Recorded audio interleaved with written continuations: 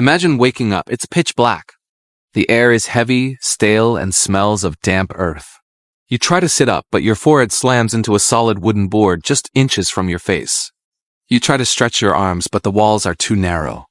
Panic sets in. You scream, but your voice is swallowed by the silence.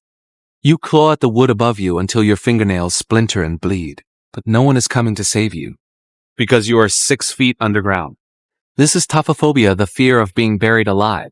Today, it's just a plot device in horror movies.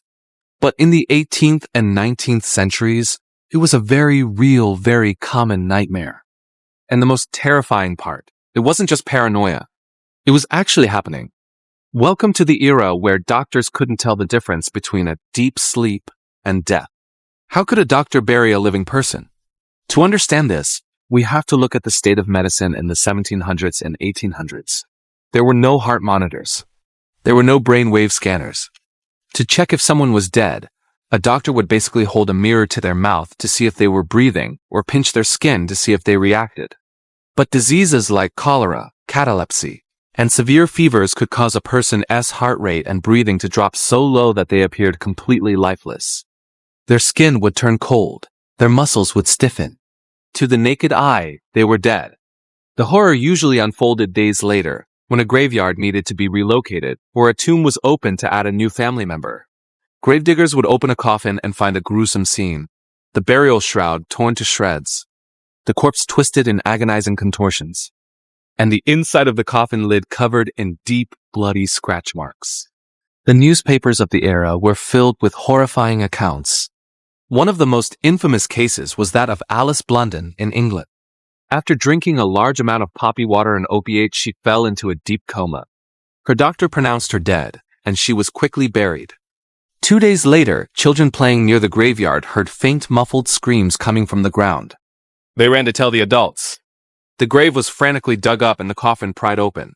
Alice was covered in bruises, and her clothes were torn from her desperate struggle. But tragically, she had suffocated just moments before they opened the lid. Stories like Alice's triggered a massive wave of mass hysteria across Europe and America. People were terrified of falling asleep and waking up in a grave. Even the most powerful men in the world were paralyzed by this fear. The first president of the United States, George Washington, made his attendants promise on his deathbed not to bury his body for at least 3 days. The public demanded a solution. And inventors saw a golden opportunity. The 19th century saw a bizarre boom in the patenting of safety coffins. These were heavily modified boxes designed to give a buried person a chance to escape, or at least signal for help. Some designs featured a glass window on the lid and a breathing tube that extended up to the surface. But the most famous invention was the bell coffin. A string would be tied to the fingers of the deceased inside the coffin. That string went up through a tube to the surface and was attached to a bell sitting on top of the grave. The idea was simple. If you woke up underground, you would naturally panic and move your hands.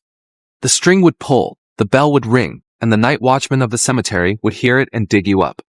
Graveyards hired guards specifically to walk the grounds at night, listening in the terrifying silence for the sound of a ringing bell from a fresh grave.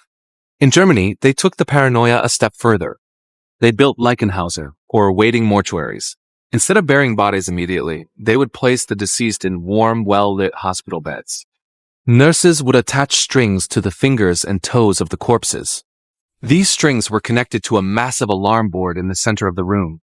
A watchman would sit there 24 hours a day, staring at the corpses, waiting for a bell to ring, signaling that a dead person had just woken up.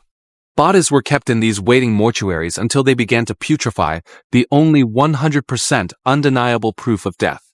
Eventually, modern medicine evolved. Stethoscopes were invented. Embalming became common practice, and the safety coffin industry died out. But the fear of the dark, confined space remains buried deep in our psychology. We still double-check the pulse. We still hold wakes.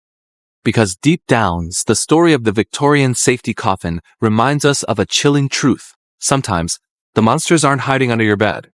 Sometimes the real monster is waking up to find you've been buried beneath it.